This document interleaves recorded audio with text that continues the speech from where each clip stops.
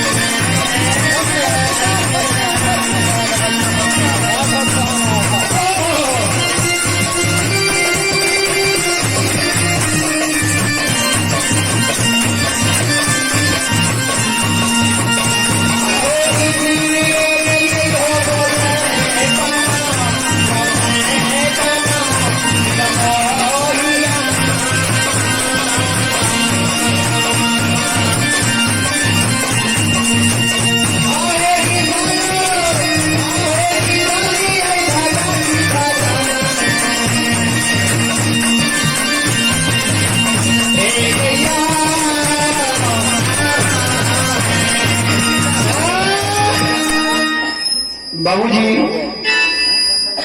जब बाबा ज्योति बलापुर में भक्ति खेल जब बलापुर में भक्ति कल के बड़ा के चले हमारा बाबा ज्योति बाबा के कहने में जब भक्ति हो तो धर्म के खबर तैयारी करी हो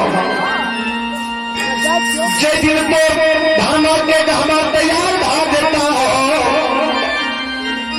वो दिन जाके तेरा धर्म के खबर के सुसार लगा देवा जे रूप रेखा से दर्शन दिया बगला चर में अही रूप लाके तेरा दरबार में जीवा हो अही संत के रूप लाके तेरा दरबार में जीवा ज्योति बाबा के खबर तैयार क्या के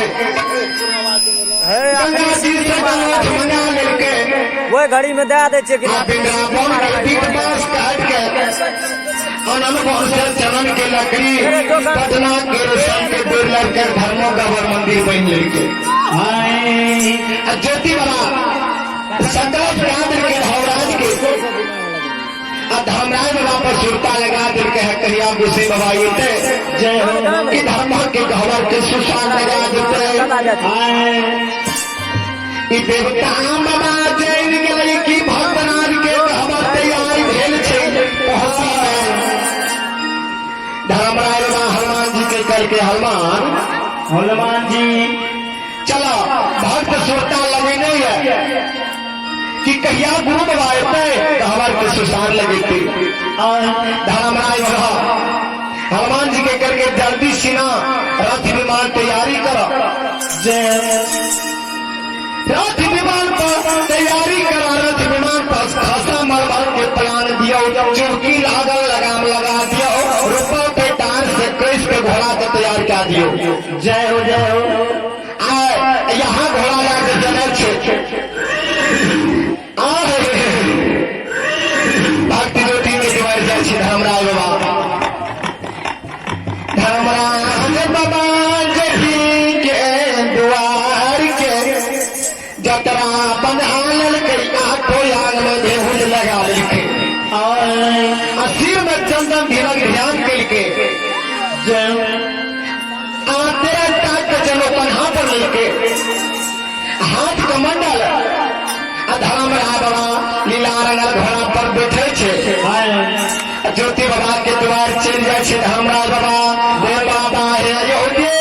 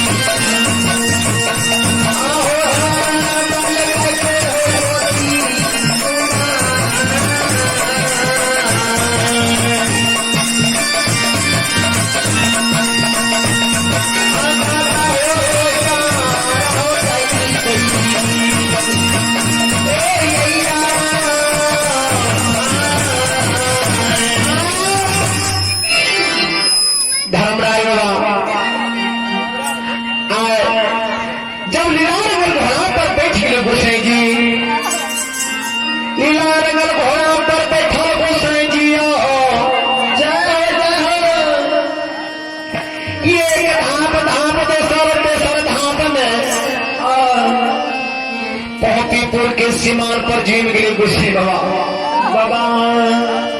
जब गुस्सा बना पॉपी के सीमान पर जुमले गोसाई जी पॉपी के सीमान पर बाट चौकाट छूट गए धाम रहे बाबा के बाट चौकाट छूट गई ज्योति भक्तराज के द्वार के रास्ता भुला गए गोसाई बाबा